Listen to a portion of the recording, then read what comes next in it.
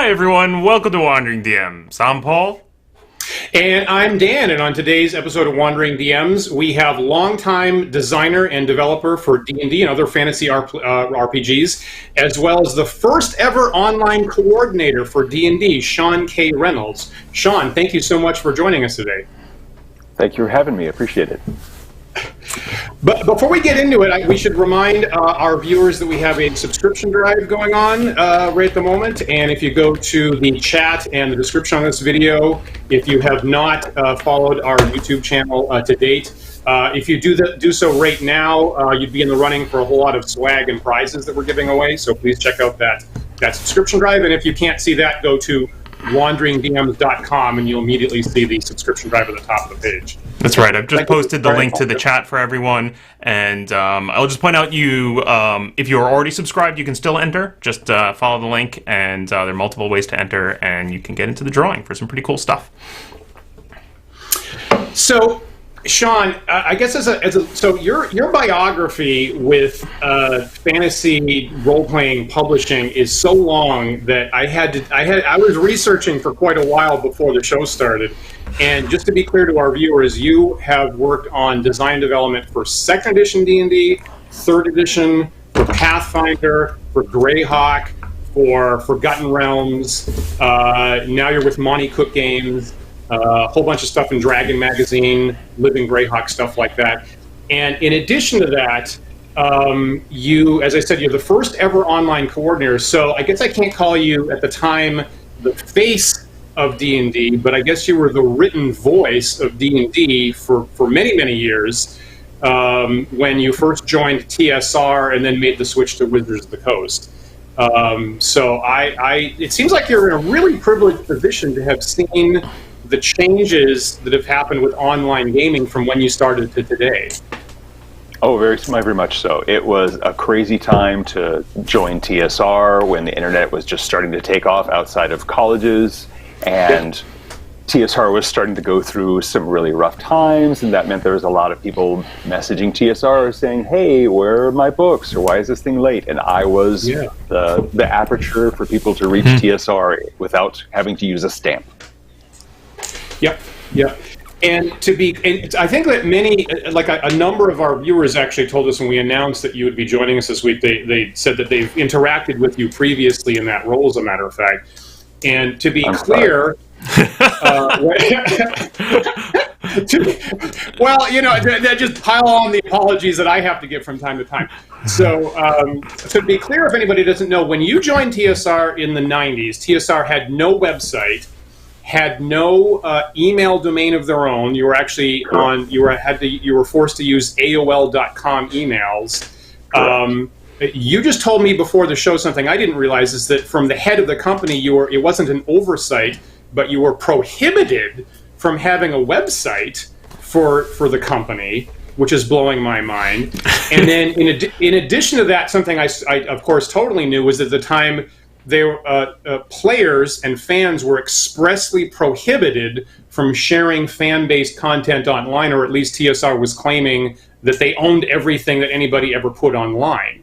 So, of course, now you've seen the switch to open gaming license when Atkinson bought D&D, and now we have DM's Guild, in which the company allows everybody to use any piece of IP, character, place, location, world, and I will never get over that. My brain will never get accustomed to the fact that they allow everybody to do that.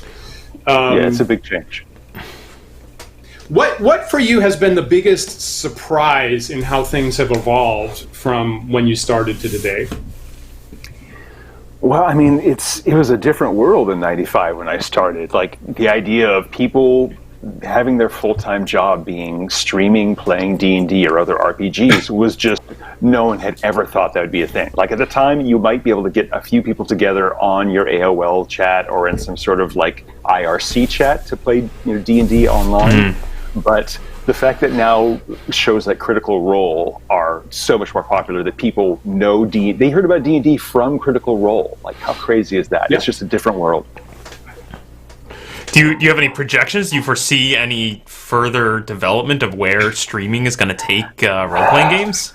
Wow, it's like having grown up in the era of video games and having just gotten out of college when the internet really took off as a public thing, I have just learned that anybody's predictions more than a year or two ahead of time are just going to be wildly askew from what actually happens. The fact that we have things like Vine and TikTok and YouTube, and now that we all live on Zoom to do all of our work, no one would have predicted that. So I can't even speculate on that because I'll be wrong and look like a fool. That's fair. That's fair. Man, I remember looking like a fool, but just don't want to throw myself into that fool pit unnecessarily. I get it. I mean, I remember, the funny thing is, around that era, I think, is when I first started going to Gen Con. I think my first Gen Con was 92. And I remember just being overwhelmed at the sheer size of it and like seeing the TSR castle on the showroom floor and thinking, this is amazing, this enormous thing. And now looking at pictures at it and you're like, oh, it was actually small compared to like conventions today. You're like, no, it's actually kind of small. Yeah, I mean, Gen Con grew a lot in the 1995 to 2005 era, and then they were struggling a bit, but then they've come back again. But yeah, 95 was the year I joined TSR, and that was my first Gen Con. I lived in Southern California before that, and there were no big game conventions there. Yeah. So I started working at TSR, and it's like, all right, all hands on deck. 1 month later is Gen Con, and we were all working at Gen Con. And it wasn't a separate company from TSR. We just all like the first couple of years I was at TSR, there were times where you would come to the booth to buy a ticket for a game because there was no online registration. You literally had to go to the booth and we would hand you a physical ticket. And since all of TSR staffed everything, like there was a time where Monte Cook and I were at the ticket booth at 8 a.m. selling tickets to games for people. Yep, that's wild. When did that spin off actually? Because I mean, having grown up with TS, getting TSR products, like I mean, they own Gen Con for 25 years at least, right? It spun off in the early 2000s. I don't remember the exact year, but I know that in around 2001 or 2002 is when Peter Atkinson left Wizards of the Coast, and not long after that, he bought Gen Con from Wizards of the Coast / Hasbro and made it a separate company. Yeah. Speaking of Peter, so I'm kind of wondering what your involvement was with the shift in the attitude towards IP properties. So the shift between you can't publish anything anywhere online that we don't own to today's situation is pretty radical.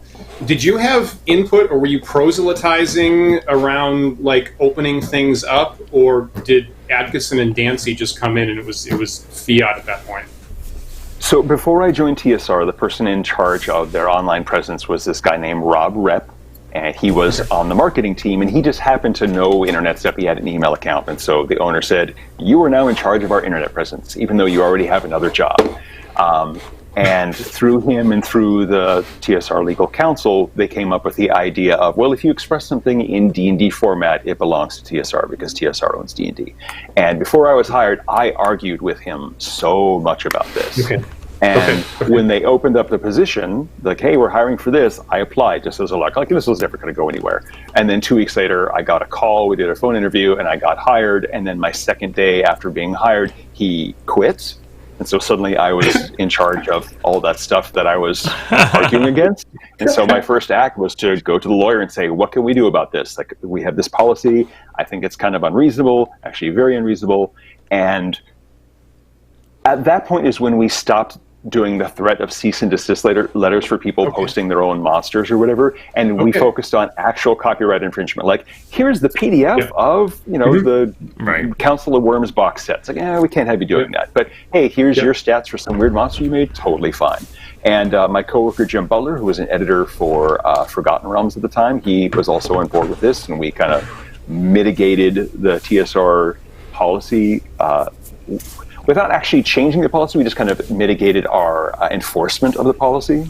And then when Wizards of the Coast came around, they had a much more benign and open idea of how to handle this sort of thing. And then a year or two later, the D20 system and the Open Gaming License just blew that door off completely. But I said that when I was hired, like internally, my 2 goals were get TSR a website and fix TSR's online policy. There was just several steps over several years to get both those things to happen. Well, we're certainly. I mean, that certainly happened. That was like the biggest, most radical shift that I've ever seen for a corporate entity, frankly. So job well done, I would say. I would say so. So as of today, everything D&D is online and it's all entirely open, basically. So so well done with that. I mean, I remember at that time when the Open Gaming License came out, I mean, my mind was blown. And obviously there was a bit of a bubble as far as indie companies making product. There was a bit of a glut around that time. But certainly my mind was blown, the idea that you could make and actually, it was okay to publish things compatible for D&D officially, and that there was quite a bit of resources available to support that. So it was a real amazing sea change at the time. I feel like there was, I was going to say a second wave, but maybe just an evolution of this. I remember, Dan, when you and I first got into blogging, which is maybe around the 2008-ish, that's in my head, 2008-ish, that, we were getting back into old school stuff, and there was a chunk of time there where you couldn't get legally in any way any PDF reprints of any of the old stuff, right? And then original D&D first edition stuff like that. Right. Any of the old modules, et cetera, were just could not be found. And then that changed, right? And I wasn't sure if that was a change in perspective or just that digital distribution just became easier or what. Well, part of it is that TSR didn't have digital files that could be made into PDFs at the time. Like we had archives of these old Dragon magazines and things like that were on, like 9-inch floppy disks. And oh my goodness! So like part of the stuff that I did when I was the TSR online coordinator was to get archives of these older Dragon magazine articles scanned and put online. But we didn't have good OCR technology, so I literally just did a crowdsourcing sort of thing. I said, hey, if you have a scanner or if you're willing to type in these old articles, here's a list of articles that we absolutely know that we have the rights to do. Because at the time, Dragon also had some contracts where the author had given up the first right to print it, but then they retained later rights. So some of things we couldn't actually reproduce under certain circumstances. But we just went to the community and said, here's a list of articles. If you send me a text file of this, then I will add this to the public archive. If you want to be a hero, help us be heroes, and we'll do this. And then at some point, we got a third-party company to do scans of some of these old products and convert them to PDFs. And so a lot of those PDFs that are in circulation and were on sale are literally just scans of old print copies of the books. I guess I really don't find that surprising, right? Like I felt like at the time that it was less likely to be a policy of like we're worried about copyright and piracy and distribution, and more just to like what is the cost of digitizing this stuff versus the expected revenue of actually putting it up somewhere for resale. Yeah. And nowadays, it's just an entirely different market. Like the idea is like, hey, I'm going to have this back catalog that is always available because it costs me nothing to keep this PDF on sale. And so you just have this little trickle of income, but you have enough of those little trickles and it adds up and it can keep a lot of companies afloat. Fascinating. So, Paul, William there in the chat is talking about the Dragon Magazine Archive CD-ROM. I don't know if you want to put that up on the... and William, so do I. So so I think this was circa 2000-ish is TSR released this CD-ROM. I think there's 5 CDs in here or something like that of all the Dragon magazines up until 250. And to my understanding, they didn't get the licensing rights correct, actually. I think that they can't, having done this, I think they got in trouble, particularly with the cartoons, and they couldn't ever republish it because of that. It's a weird, ambiguous situation because right around that time, National Geographic magazine had also published its own digital archive of stuff, and the idea was the copyright laws said that you could republish something if it was just a shift in formats. You could republish a VHS movie on DVD, or you can republish a physical magazine archive as DVD. And so that was the understanding that TSR did to publish that. But there was a comic, I won't mention their name, but their author said, hey, my contract says that you don't have reproduction rights. And so there was some ambiguity, and it basically meant that was just a one and done for that CD-ROM archive. I think eventually the Supreme Court ruled in favor of National Geographic, and which would be in favor of the Dragon Magazine archive to allow that sort of thing. But yeah, a lot of Basically, when you get in an argument with a lawyer who has nothing to do except argue with your stuff, you're going to just eventually lose because they will just fight you, and it'll cost you money to fight back. Gotcha. Yep, that makes sense. Like, so in an attempt to get away from that kind of thing, the open gaming license that I think mostly Ryan Dancy wrote, I think, was a really big shift.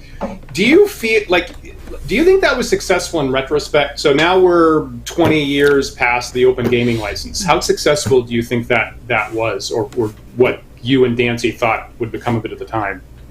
I think it was incredibly successful because the way the company worked at the time was that bigger source books were profitable, small adventures were not profitable, or they were barely profitable. It was not worth the company's time to make like 4 32-page adventures versus one 128-page source book. And so by allowing the OGL, it meant that all these independent publishers, who were just people working in their off time out of their garage or their basement, whatever, they could take up the burden of writing crazy, interesting new adventures that for them would be profitable because they didn't have an entire art department and human resources department and all these other things.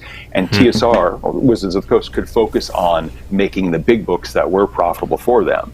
And so it was basically externalizing a lot of the costs of, we need to have adventures so people will play the game, but we can't make them in a profitable way. We'll focus on this. And it basically meant that all these independent publishers who had been tinkering with their own games or had been working on other games, they suddenly said, wow, I can get money out of D&D. And so all these publishers started making D&D, which meant that all of their fans and followers started playing D&D. And so it became not quite a monopoly, but a bigopoly of everyone playing D&D in the early 2000s. And it did lead to a glut of quite often mediocre or bad products. But the net effect was, for Wizards of the Coast, everybody knew about D&D, everybody knew how to play D&D, and you could walk into any game store, find a D&D book, and find a D&D game group, which was incredibly successful for the company. So what's your viewpoint then on sort of what's currently happening with DM's Guild? Is this just a replay of exactly what we saw in that period, but in the digital form, or is it different? I mean, it's very similar, and because PDF publishing is so prominent now, it's cheaper to make a PDF than it is to make a print product. Like, it literally, you can put together a PDF in a weekend. You sit down, you write it, you have your friend edit it, you get some stock art, boom, and it's available 3 days later. Whereas if you have to print it, you have to go and send it out to a printer, you have to check the proofs, then you have to get it into the distribution network or have a warehouse in your garage where you can mail order stuff. Just doing PDF only is so simple. And it just means that many more creative people can be out there making interesting things for the D&D network or for whatever company. There are a lot of other companies that do that sort of thing. Even Monte Games has its own thing called the Cypher System Creator Program, where people can publish stuff for Cypher System or for The Strange and so on. And just the idea is, yes, we know that this is a creative hobby. People like to create stuff for the games that they play. Why not give them the opportunity to publish that, share it with other people, and make a little money? And it incentivizes them to keep loving your game.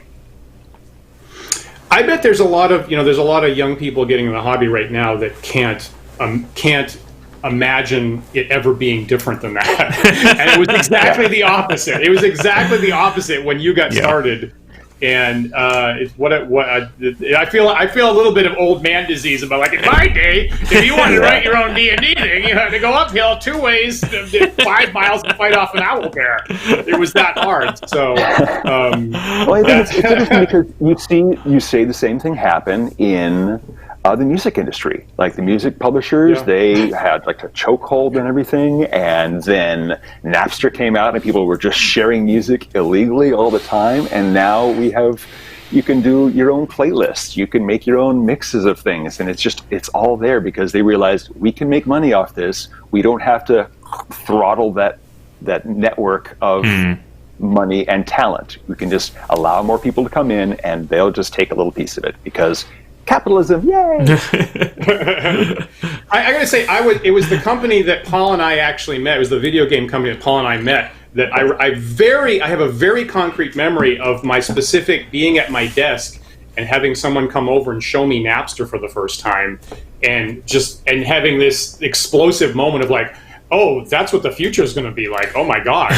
And I have a very, very distinct memory of that particular moment at that particular desk in that space. So there are particular things that have happened in our careers that have, the world was not the same after that particular day. Yeah.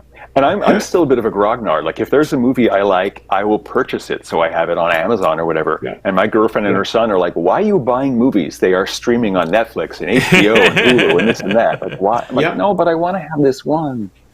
It's just a different world. I'd say likewise. I think, like, beyond just digital distribution of PDFs, I think that print on demand is actually also huge because even though it is so much easier to produce just a PDF and it is so much easier to get them, I feel like the audience is actually wider for print product.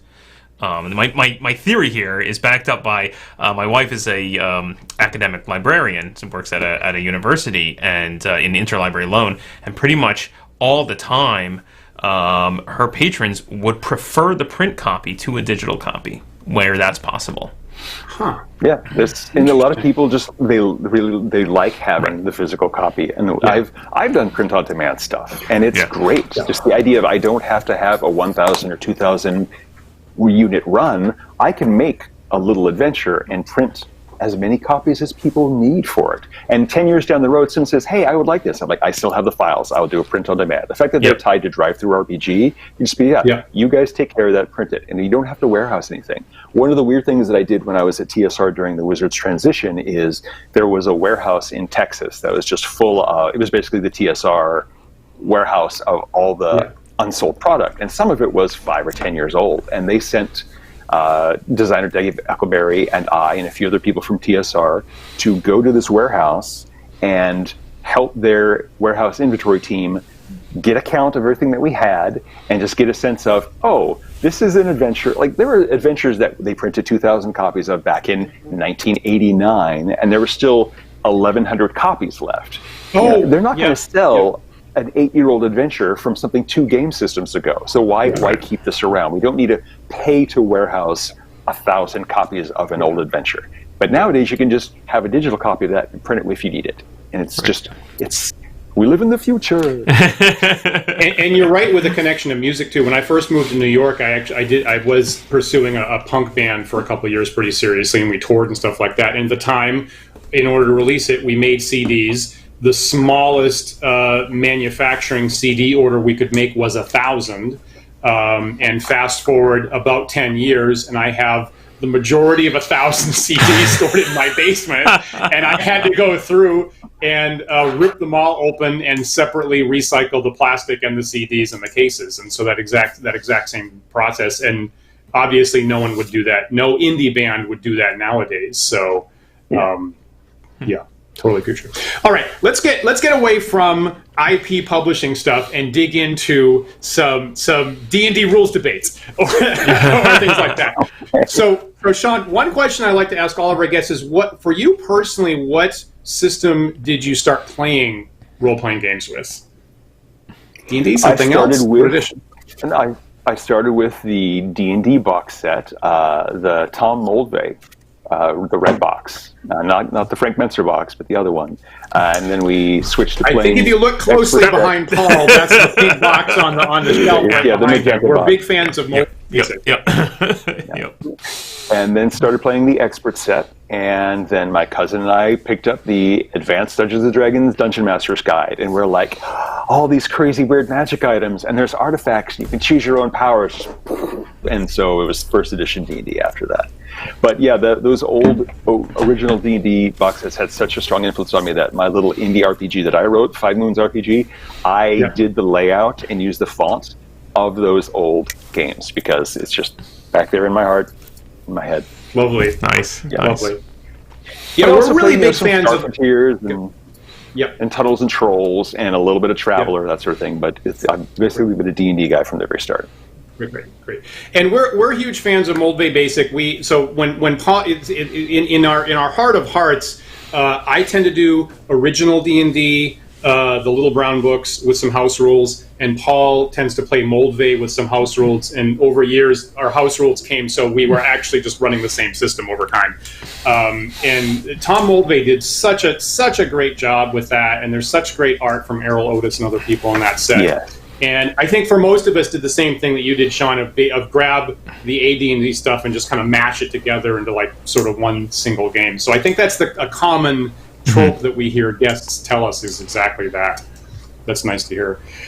Actually, we got to the point where the second, sorry, just to interrupt that. Yeah, go the ahead. second edition Player's Handbook came out, and we used that with our first edition Monsters and Dungeon Master's Guide, just because we liked having all of the spells all in one place from all these different sources. So we were already mixing editions like fools. You know, I think that's actually a real key need. And I mean, I have of 2 or 3 little indie products that I put together. One is I just call Book of Spells, and it's that. It's for original classic D&D, just one book with all the spells in one place, and I can hand it around to players and stuff like that. And I agree. It's creating new spells is great, but then you go forward a year or two, and then you have this problem of like now it's in a whole bunch of different books and stuff like that. So I totally that's totally a big reason to use Dave Cook's edit there of AD&D. Because we were pulling in stuff from Arduin and the Tome of Mighty Magic and all these other weird third-party publishers, which were like, you know, at the time, I'm sure TSR would have sued them if they caught them, but they were just kind of fly-by-night. So to recap, so after that time, you have gotten a chance to do design development for 2nd edition, 3rd edition, Pathfinder, Greyhawk, Forgotten Realms, Monte Cook games. What are like the top 3 favorite products? And I gotta say this, like one of my favorite things that you've done is the Scarlet Brotherhood supplement for Greyhawk. Actually, we were on the J. Scott's Lord Gasumba Twitch show a couple weeks back. He said, "What's your favorite Greyhawk product?" And I actually mentioned your Scarlet Brotherhood product. I thought that was really super well done, actually. But for you, what are your top 2 or 3 favorite products you've gotten a chance to work on? Well, I was the developer for the original Numenera book, which I was greatly appreciative of Monte giving me that opportunity. But having worked with him at TSR and Wizards of the Coast, he knew that I had a really good sense for the rules. And so when he and Shauna were making Numenera, he's like, I was not an employee. I did this as a contractor. He's like, Sean, can you do me a favor and look at the rules of my new Numenera game? And so I was the developer on Numenera. And then fast forward 6 years, Bruce and I and Monte and Shauna, we were rewriting Numenera to be a Numenera. Sorry, I've got a cat. I want to give you a keyboard here. To be Numenera Discovery and Destiny. And so here I am, like developing rules that I worked on before, and with 6 more years of experience and hopefully wisdom.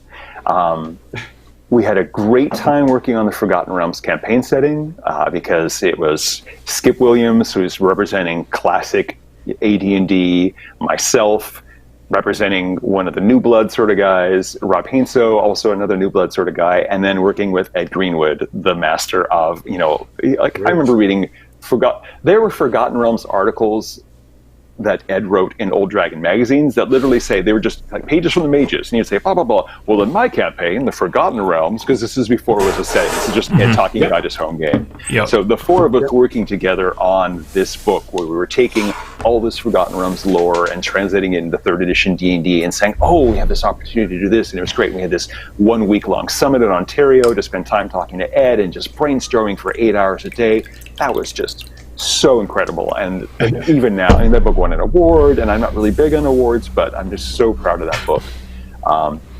And a lot of the Greyhawk stuff that we did, the Living Greyhawk Gazetteer, I love gathering up stuff, and just the existence of a new rule set is really an opportunity to say, okay, I can take all the stuff that I really, really like from the previous version of this and fully embrace this new rule set and make something really, really cool. And I don't want to put my fingerprints all over something like I own it, but I do like to have a little bit of nuance here and there to say, oh, this is my special twist of that.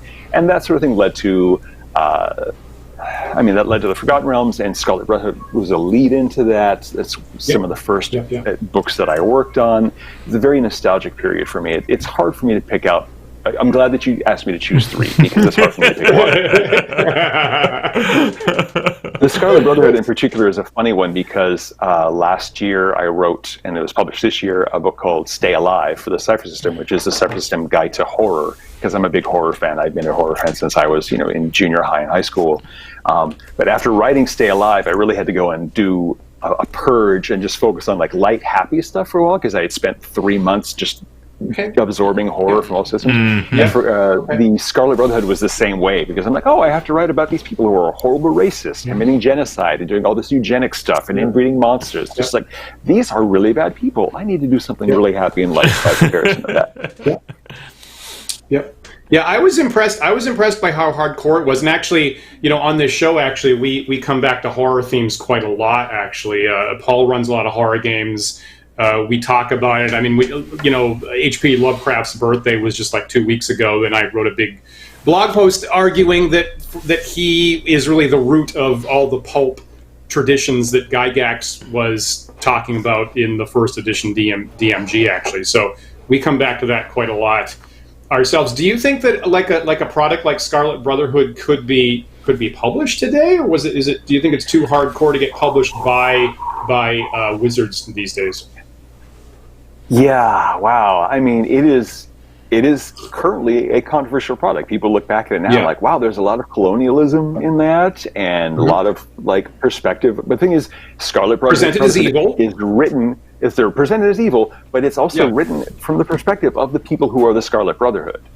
So, like, all that colonial stuff is in there because the Scarlet Brotherhood believes that they are the superior race and they want to colonize the rest of the world and subjugate these inferior races. But without someone being aware of that could really be seen as like a horrible and offensive sort of thing, because it's a horrible and offensive perspective. And we have to be very aware that when we are doing something like that, we inform people, hey, this is like any sort of Jojo Rabbit, the movie that came out. It's about a little boy who idolizes Hitler, and his imaginary friend is Hitler. And if you don't understand that Taika Waititi is making fun of Hitler in this, you might think he's glorifying the Nazi youth and stuff, and he's not. He's saying these are bad people. This is a bad perspective for this boy to have. You just have to be like, throw that out. Like, no, I'm going to tell you this is bad, and so in that context, here's what I'm showing you. Right. You have to be really careful to publish that today. That makes a lot of sense. And I've seen, obviously, there's been, attempts to criticize even Mel Brooks, the producers, in the same vein recently. So it is. You're right. It's a thing we're all having to learn to navigate more carefully these days, perhaps. That's a good perspective. I think the people who are trying to be sensitive about that are being very upfront about content warnings for the material that they're presenting. Yeah, there you go. Smart. Seems smart. So you were pretty involved in the early thousands with the third edition, both the rules, the development, the online presence. You made some monsters, the monster manual and stuff like that. We, Paul and I, with our friends, played third edition pretty heavily. So I think we had a campaign that ran routinely for about 8 years or something like that. Yeah. So we were certainly reading your rules advice at the time, Sean, and we were using a spreadsheet that you made for equipment generation that was kind of complicated in third edition, actually. And I remember that you were the first person that I ever read with the rule about how to deal with diagonal squares on a grid, about counting it, 1 and 2 and 1 and 2 and that kind of thing. So I remember you using quite a lot of your rulings at the time. One of the funniest things to me when I think about like third edition rules evolution is when they went from 3 to 3.5. And having worked on like my own spells edits, probably the single trickiest spell in the whole system is polymorph, right? And so with 3.5, by the end of it, you finally errated. Polymorph was actually banned from the whole system, written out of the whole system, and there were so many supplements that you were trying to write errata for that Wizards set up a special email just solely for polymorph errata. And there was an email, polymorph wizards.com that I believe went to you just for people to send in sightings of polymorph references in any supplement that hadn't been errated yet. Were you receiving the emails to polymorph@wizards? I don't remember that. I don't know if it's because it's after I left Wizards or just because I blanked it out with a lot of drinking. Like anything in the game that lets you do anything, capital A anything, is going to be a problem. Like even the Wish spell, which has a list of bullet points of things that it can and can't do, it's a 9th level spell. Polymorph is 4th level, and so it's already going to be like, oh, we need to get past this situation. I'm going to turn you into a troll because you can do this thing. And Pathfinder, again, in inheriting a lot of that baggage, had to deal with that problem too. It's just, it's funny to look at stuff in the game that was in the game at the time and converting it to a new system, because I'm working on a conversion of the tallest campaign setting that Monte wrote for 3rd edition, and we're converting it to 5e into Cypher system. And there's so much stuff in 3e Tallis that is specified that nowadays we're like, we don't even care. Like the idea of this spell has to have the good descriptor because it's a good spell. Because there are things in the rules interface whether it's a good spell or it's not. And now that isn't even a thing. And we're like, oh, we don't even care about that. Because we realize that people just... Do you feel like 3rd edition went overboard with that kind of formalization in hindsight? I don't know. I wouldn't. I'm sorry if you can hear my cat howling in the background. He wants to get into the rest of the house. Well, it could have been any one of us. Like I almost said, here someone's cat is yowling, and it could be mine, Paul's, or Sean's. It's equally likely. So that'll happen from time to time. It's Malachi. The design philosophy of 3E was that the GM has a lot of work to do, and if we can codify a lot of stuff in the game, like how far can you jump, or how hard is it to climb this kind of wall, or is a secret door about this difficult. The more that we can hard code that into the rules so the GM isn't having to make rulings, we can push a lot of that stuff, the burden of that work, onto the players so the GM can focus on the story. And unfortunately that had the net effect of you had players saying, "Nuh-uh, this wall is supposed to be a DC 17 climb check. Why did I fail when I rolled a 17?" And the GM's like, a ghost. A wizard did it. You have a cold. Like it really took away some of the GM's power to make arbitrary rulings of, you don't know why this is not DC 17. It's a little harder than normal, or it's a little easier than normal. Why is that? Should you be suspicious? So it pushed a lot of that ability onto the players to give the GM the power of narrative control to focus on the story. I do think it went kind of wild on detailing every single thing. Like one of the things I'm dealing with in Tallis right now is you had to detail the hardness of doors and how many hit points doors had and how many hit points walls had, just in case that someone would use a pickaxe or a spell to chop through a wall or a door instead of just kicking the door down or opening the door. It's like, do we really need to have a page of rules about this is what a wooden door's hit points is, this is what a stone door's hit points is, and so on? It's just like, can we just let some of that be? Sorry, Cat got it. And he Cat literally got your tongue. So there is some of that stuff that does not need to be called out. Some of that stuff can just be something that the GM wings. So I think it did go a little over the top, but the intention was very good. Personally, I think it's well done. I mean, frankly, still to this day, actually, when I'm even running original D&D, I have my 3rd edition handbook by my side, and it's actually pretty common for something like jumping for me to go grab it, look up the difficulty levels, which I think were pretty well analyzed, and then convert it to something simpler.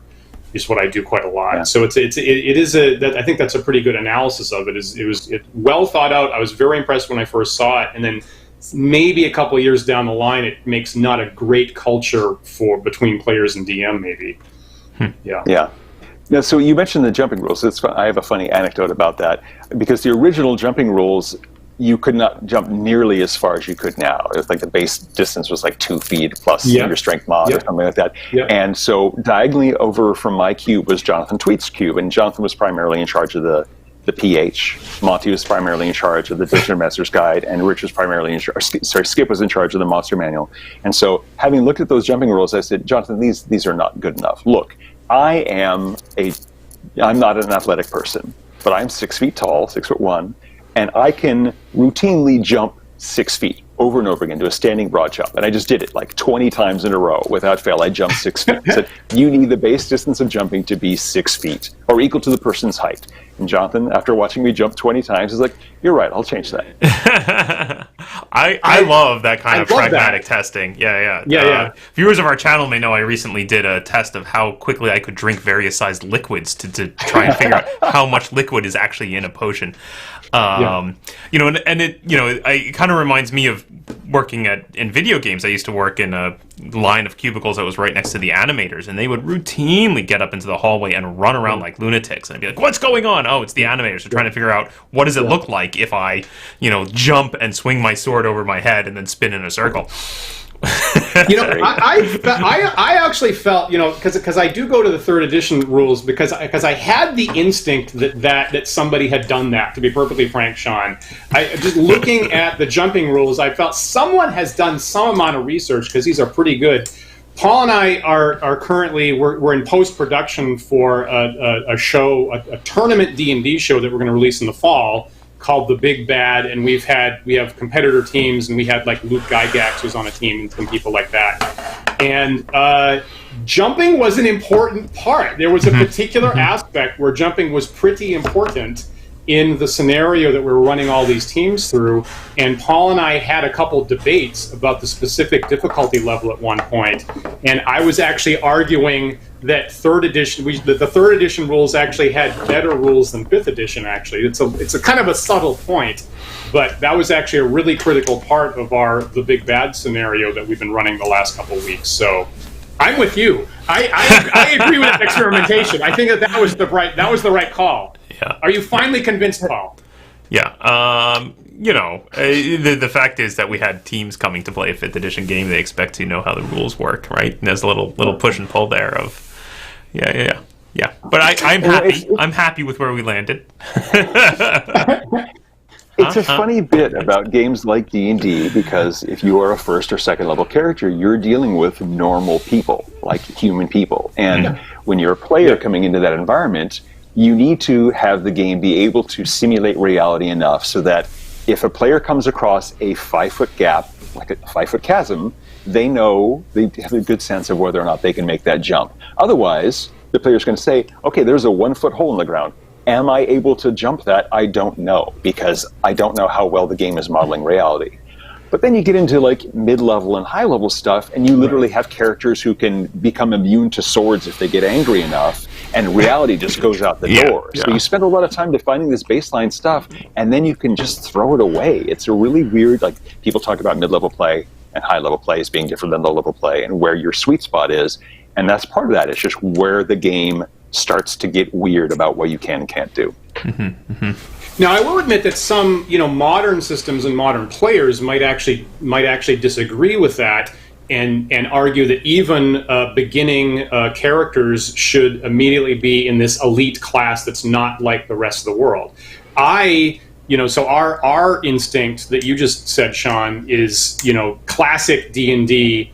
Traditional type stuff. And personally, I prefer that because for a completely brand new player, I can have someone come to the table and their instincts about what their sense of the world is the same as their characters in these kind of mundane, how heavy is a sword, how high can I jump, how fast is a horse kind of things. And I like first level D&D characters to be normal people, because then I can introduce brand new players to the game without a whole bunch of rules mechanics being explained, because it's a fantasy. So I prefer that, even though some people try to get away from it. I think that's a mistake, frankly. I think it's just the premise of kind of the default sort of campaign you're running. Like the default sort of D&D is your first level wizard is just that apprenticeship. Your first level fighter is literally like a farm boy, farm girl who is swinging a sword in their off days. But there are different paradigms in different games. Like I worked on at Interplay and Adaptation, we were going to make an Exalted video game, and we came up to them with an initial plot and some encounters, and White Wolf came back and said, this is not powerful enough, because a starting character in an Exalted game can punch out a Tyrannosaurus Rex. Okay. That's a brand new character. It's tough enough to do that. So like, okay, so you're not going to have a fight where you're fighting 3 mooks. You're going to have a fight where you're fighting 50 mooks. It's a very different experience. Yeah, I mean, I think it's really about setting expectations, right? Like if you can, and especially I think it's important if you can just boil that down to a very quick sentence, so you don't have to spend 2 hours setting expectations. I always liked for our style of game that Dan and I like to run. I always like Matt Finch's analogy of you're not Superman, you're Batman, and you're not actually starting as Batman. You aspire to eventually become Batman. So that's our starting point. Is I aspire someday to be Batman. Yeah, and if you have a player who thinks they're going to start playing as Batman or they're going to start playing as Superman, they're going to be disappointed. You have to go and frame their expectations as to what they're going to play. Right. But it's totally fine to say, hey, you're Superman, you're Batman, you're Aquaman, you're Wonder Woman, and you're all badasses. Let's go. Right. Let's talk about what you've been doing lately on staff with Monte Cook Games, like with Numenera. Where is that starting level for that game? Is it like what I would consider classic D&D, or is it something higher level than that? It's a little higher than that. So in Numenera we have tiers. We don't have levels, and characters go from tier 1 to tier 6, and it's not quite as much of an extreme like level 1 to 20 as D&D has. But a tier 1 character is pretty competent. Like they are still. Like they might have to hit a door a couple of times to knock it open, but they have abilities that regular characters don't have. And that's actually part of the reason why Numenera has tiers for characters and levels for NPCs and monsters, so that you can say, this typical villager is a level 2 person, but your tier 1 character is better than them. Like a tier 1 can easily defeat a level 2 creature. It's not, you need multiple tier 2 creatures to do that. So you're up there a little bit. But it lets us do some really fun stuff. Like the book that is just back from the printer for Numenera is called Liminal Shore. And Bruce had this really creative idea. My co-author, Bruce Cordell, was the lead on this book.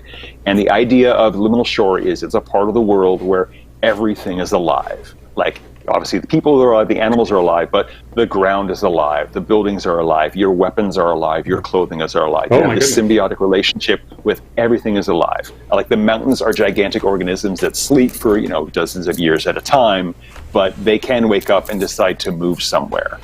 You might have a town that has a river flowing near it, and the river is actually like a collection of gigantic gelatinous amoeba-like creatures that you can drink. And you still, you don't kill them by doing that. They just kind of live in you, and then they become incorporated in your body, and their life force becomes part of yours. And so it's this crazy paradigm where literally everything is alive. And so you, instead of having magic items and artifacts that are like, this is a steel sword, you might have a sword that's made of bone, but it's a living creature. And you can, it'll like weave itself into your body, or you can. It's so bizarre out there, and we're always trying to push boundaries with Numenera because it's just such a strange environment. And the Liminal Shore book is just. And the funny thing is, the twist of Liminal Shore is that everything is alive.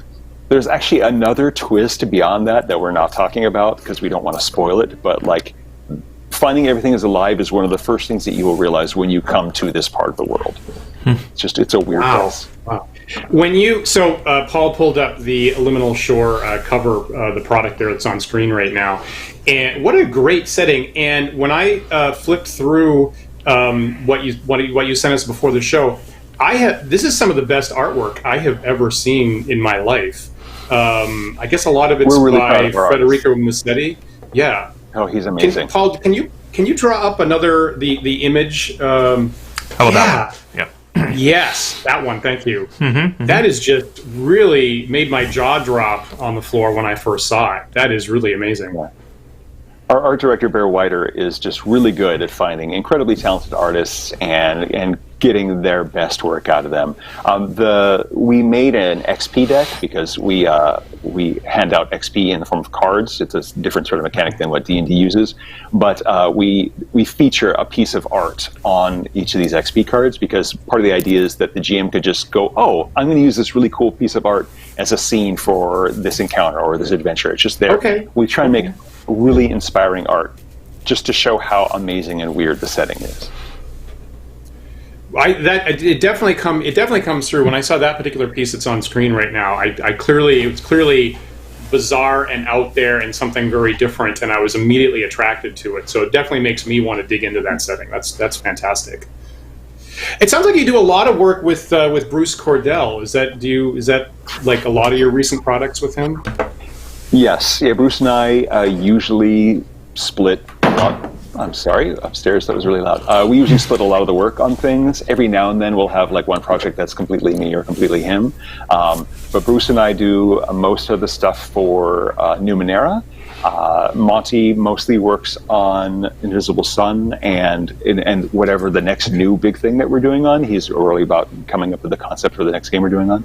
And Shauna has done a lot of Invisible Sun stuff, and also she just finished her book We're All Mad Here, which is about fairy tales and mental illness, just like my book Stay Alive is about horror, and Bruce's book The Stars Are Fire is about science fiction. So her fairy tales book is just coming out, and it is neat and weird and can be fun and playful and creepy. So we each have our own specialties, but Bruce and I work together a lot on the Cypher System and Numenera stuff. It's funny how much our interests dovetail, actually, because Paul just last week published on DM's Guild a fairy tale-based 5th edition venture called Mirror Mirror. So we've been grappling with these same themes recently. Isn't that right, Paul? Yeah, definitely. And I think with the season also, I'm starting to think about a lot of horror stuff. You know, the closer we get to Halloween, the more I want to run more horror. Interesting. Now, the product that Monte Cook Games, I think, published pretty recently that I'm personally the most interested in is the monster book Beasts of Flesh and Steel that you and Bruce did. And it's funny because I feel like as soon as I saw this, I was like, why aren't there more products in this line? So for me, this is clearly a mashup of things that go back to Gygax with the Barrier Peaks adventure, right, or Jim Ward with Metamorphosis Alpha, obviously. Right. And right at the outstart of D&D, there was really more of a mashup of sci-fi and fantasy. And as time goes, and obviously in the literature too, those weren't separated genres at one point. And as time goes on, people feel more hardcore that those are clearly separate things. But why not have more robots in your D&D, I say? Right, exactly. And some people hate that, but some people love it. They just want, their D&D to be a melting pot of everything. So Beast of Flesh and Steel is actually the third product in that line. We had a Kickstarter, which was basically about converting our Numenera content to 5th edition. And so the first book, Arcana of the Ancients, covers converting all the ciphers and artifacts into magic items and that sort of thing, and has some creatures in it. It has a lot of character options for in the Numenera game, you have a thing called your focus, which is kind of like a flavored thing that it gets added to your type, which is kind of like your class. And so your focus might be, oh, my character fuses flesh and steel, which means I have robotics in me, or I wield mental power, so I'm a psychic sort of character. And so Bruce introduced this concept called Iron Flesh, which is, so the idea of AOTA, or Arcana of the Ancients, is that something has happened that has awakened these archives of ancient technology that predates the elves, predates the dragons. So your elf character's I've never even heard of this stuff. It's so ancient and so weird that it's just completely alien. But it is science fiction that is so strange that it is basically fantasy. And Arcana of the Ancients gives you the rules for hey, I want my fighter character, my 10th level fighter who's got a magic sword, I'm going to get this weird sort of nanobot injection that makes my skin turn metallic and I can enhance my strength. Or, yes, I'm a wizard, but I also have some sort of mechanical device in my head that lets me project fire out of my eyes. And so it just blends magic and technology. So that was the first book. The second one actually takes our Numenera setting, the Ninth World setting, and presents it as a 5e setting, and that is called Beneath the Monolith, because this thing called the Amber Monolith is a key point in the setting. And there's it's mostly a setting book. There's a few more creatures in there, but Beasts of Flesh and Steel is just 100%.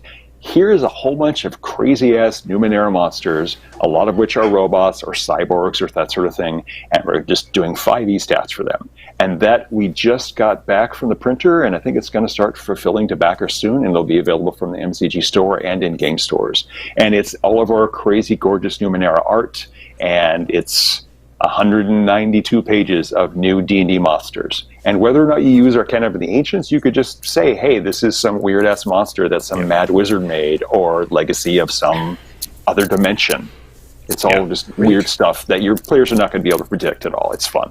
I feel like books full of monsters are always really good, I think, at being adaptable across systems or across editions even, right? Like we were talking earlier about, mashing up just different editions of D&D, and I'm reminded of how the first edition Monsters Manual was like the first book in that series to come out, and possibly predated a lot of actual rules, and maybe is more, in some cases, is more in line with OD&D than it is with first edition D&D, but kind of doesn't matter, right? It's very easy. Even when I'm running BX, when I'm running basic D&D or original D&D, I'll often have a first edition Monsters Manual on hand, just because why not? It's very easy to just pull monsters out. So yeah, I could totally see having this, and I want some weird robots in my D&D. Why not? Bring them in.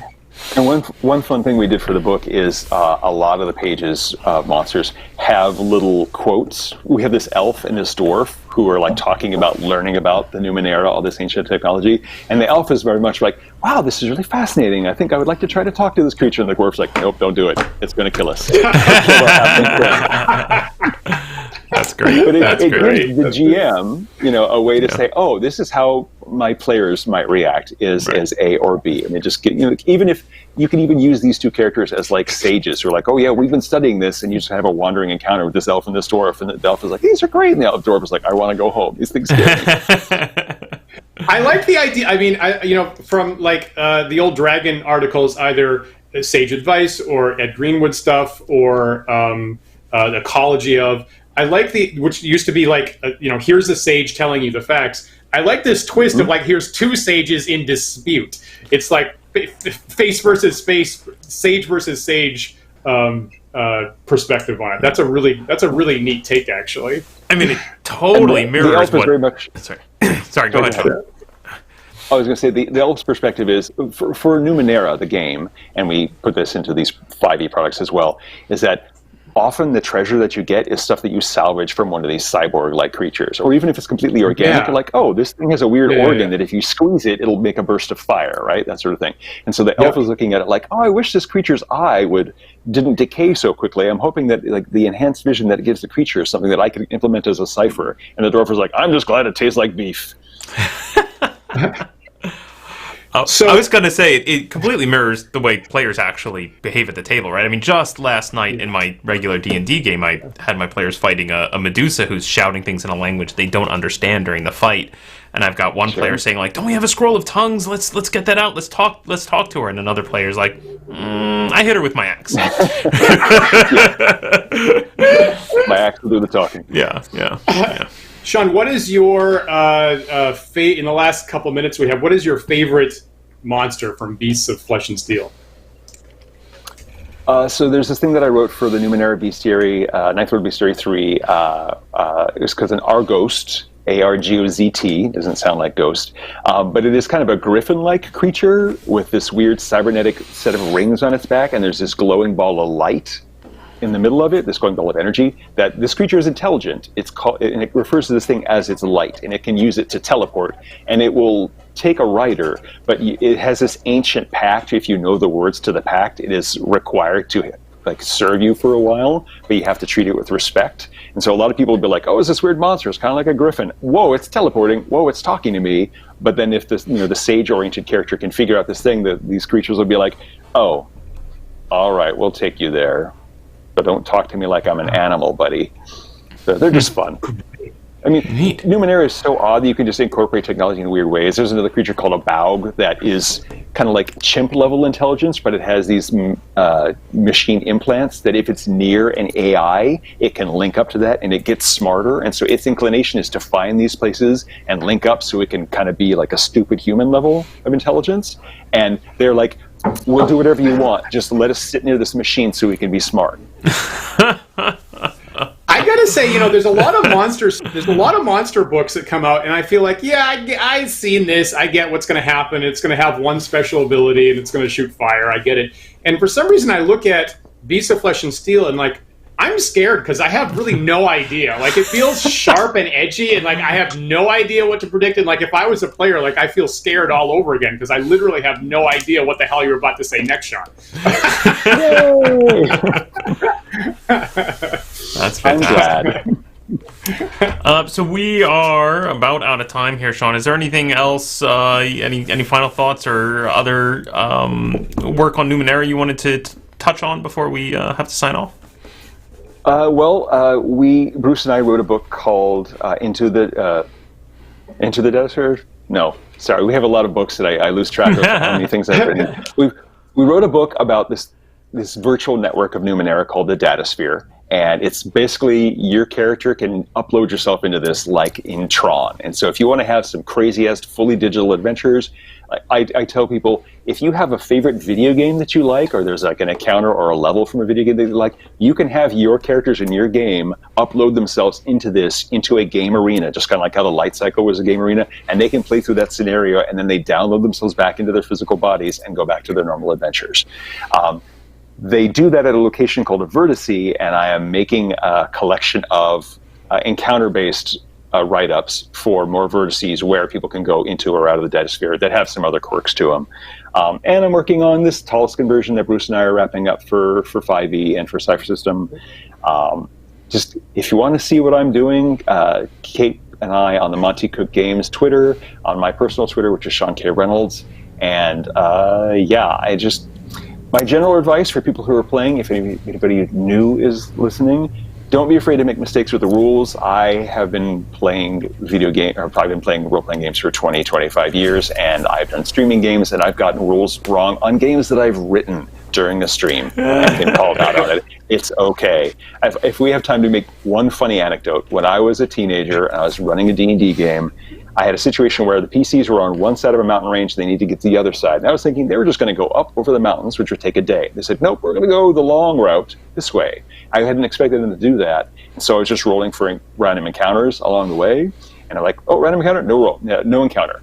This day passes uneventfully. This day passes uneventfully. And so after like 20 minutes of this, my players were passing notes to each other, and one of them said, and Sean's world passes uneventfully. It's okay to do, like, you're going to make mistakes, you're going to do something where there's like, this is 20 minutes of boredom. It's okay, you just pick up, move on, and just, you can hand wave things, screw up, we're all human. Nobody expects you to be perfect, and it's a crazy world right now, so just play and have fun.